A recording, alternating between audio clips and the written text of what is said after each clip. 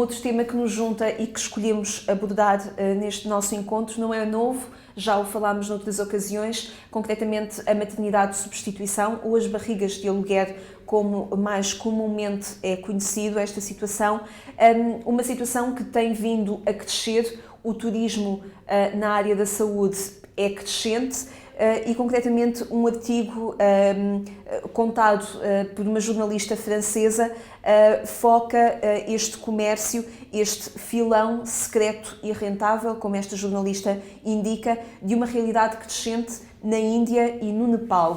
Uma realidade que é, pergunto-lhe, doutora Paula, alimentada pelos países do Ocidente, os países que acenam os valores da dignidade humana, mas que depois são eles próprios que incitam este tipo de comércio.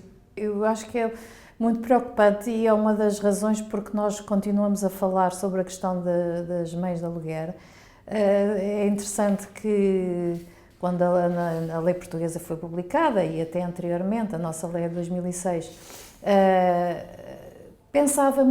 eu pensei que a questão da maternidade de aluguer ia ficar arrumada, digamos assim, ficava delineada sem grandes obstáculos e sem grandes questões e sem grandes desenvolvimentos posteriores, com a proibição dos contratos que regulam a maternidade de substituição e a proibição da publicidade e o agenciamento das mães de aluguer, e que, no fundo, na maior parte, com algumas exceções dos países europeus, talvez fosse dos poucos pontos em que havia um consenso relativamente a esta questão. Proibição dos contratos, proibição do agenciamento das mães de aluguer, porque de facto na Europa, limitando ao espaço europeu, muitos valores, sendo neste caso o valor principal o da dignidade humana, mas também o da não instrumentalização do corpo humano, quer dizer, que decorre desse princípio, obviamente. E por isso foi possível, no fundo, encontrar uma legislação praticamente comum nesta matéria, em que todos perfilhávamos este repúdio, digamos assim, relativamente à instrumentalização do corpo da mulher para servir, para alugar o seu útero, neste caso, em troco de dinheiro, em troco de um contrato, prestar-se a ser mãe em vez de outra.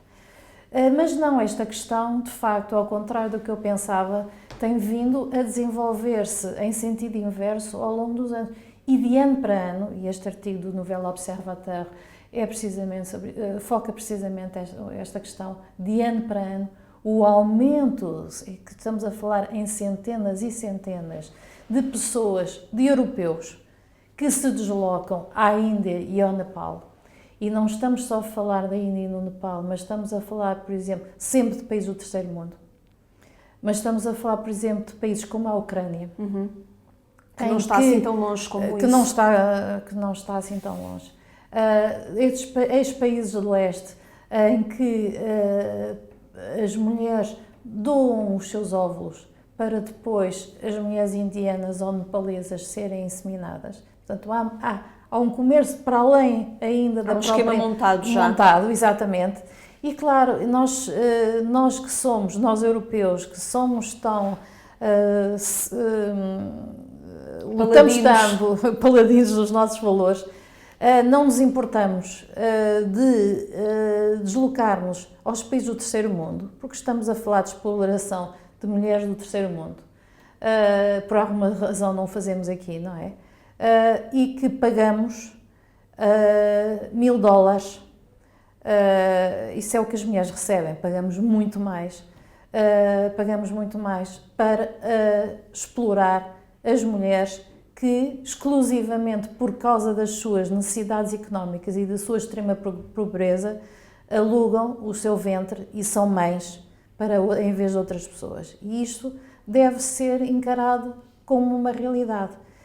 Uma coisa é o desejo das pessoas quererem ter um filho, que é legítimo, mas não é um direito. As pessoas não têm um direito a procriar.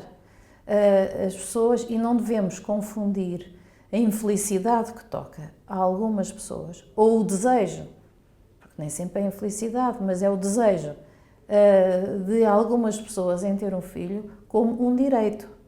São situações diferentes. E, portanto, uma coisa é o desejo, a vontade e o sofrimento que a impossibilidade de ter filhos tem, e outra coisa é nós explorarmos outra pessoa para concretizarmos o nosso desejo. E de facto é isso que acontece. Na Índia e no Nepal existem estruturas montadas, clínicas legais, não estamos a falar ainda em esquemas ilegais, também existem, obviamente, mas existem esquemas legais, clínicas, mulheres, contratos, escritórios de advogados que se dedicam exclusivamente a este negócio, porque também o artigo fala, é um negócio que rende milhares. E em que, no fundo, é uma espécie de supermercado. A pessoa vai, encomenda e, passado uns meses, volta com a criança. É claro que isso coloca, para além dos problemas éticos, as questões éticas que já falámos, coloca questões legais complicadíssimas, porque essas crianças chegam à Europa, chegam aos países em que não é permitido, mas elas existem. E, portanto, há outro olhar que é preciso ter em conta, que é a proteção daquela criança que não tem culpa nenhuma. E, portanto, como concretizar uma situação de realidade fruto de uma ilegalidade face à nossa lei, com a realidade que é essa criança. Em França, de facto, há muito pouco tempo,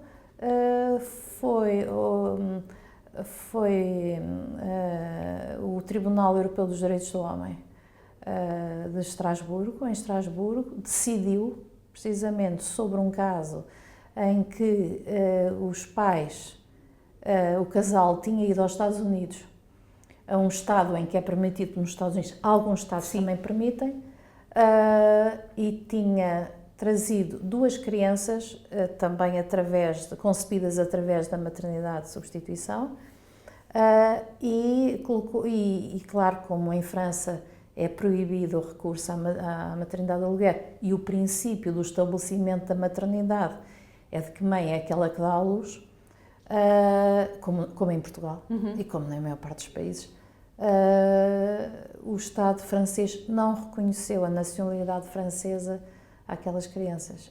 E, de facto, o processo foi até ao Tribunal Europeu dos Direitos do Homem e, numa decisão histórica, o Tribunal Europeu dos Direitos do Homem vai obrigar o Estado francês a atribuir a nacionalidade francesa àquelas crianças, porque diz que aquelas crianças não podem ser discriminadas em relação às demais, e, portanto, devem ter os mesmos direitos que as crianças francesas. Mas abriu-se um precedente. Abriu-se um precedente e o Estado francês agora tem um problema, é que, no fundo, tem de reconhecer uma situação que ele próprio considera ilegal. Portanto, vamos observar agora nos próximos tempos como é que, na prática, vamos lidar com esta situação. Mas este caso é talvez, dentro deste quadro dos casos complexos da maternidade de aluguer, é capaz de ser o mais simples.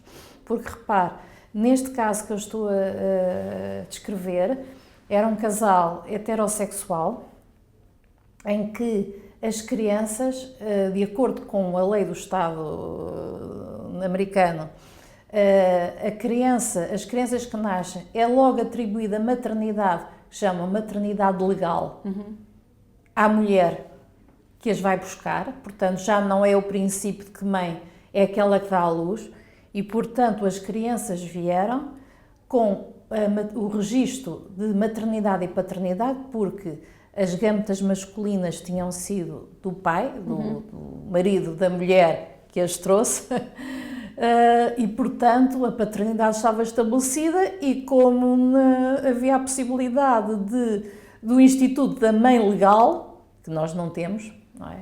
Mãe é mãe, para todos os efeitos, não se coloca a questão da filiação. é só da nacionalização daquelas crianças. Mas agora imagine, naqueles casos em que, nos países em que não há essa possibilidade de atribuir uma segunda maternidade, uma segunda filiação relativamente à mãe, ou em casais do mesmo sexo, ou pessoas sozinhas, mulheres sozinhas. Sim. As questões de filiação vão tornar toda esta discussão muito mais complexa. E, portanto, eu penso que é uma questão que vai alastrar, porque está a tomar proporções e dimensões muito grandes e que vai voltar a ser discutida cada vez mais no espaço europeu. Há uma grande preocupação, aliás, de vários países da Europa em tentar fazer face, como lidar com uma situação que de repente explodiu. E obriga-nos também a olhar para uma realidade portuguesa que se mantém de alguma forma clandestina, porque a lei portuguesa não reconhece estas situações da maternidade de substituição, mas é uma realidade clandestina, mas que acontece no nosso país e obriga-nos a olhar para ela. Obriga-nos porque Portugal não é imune ao que os outros fazem, não é? Esta situação, no fundo, acaba por se ter conhecimento precisamente pelas questões legais, depois pela dificuldade em formalizar a situação irregular destas crianças e é disputada nos vários tribunais dos vários países.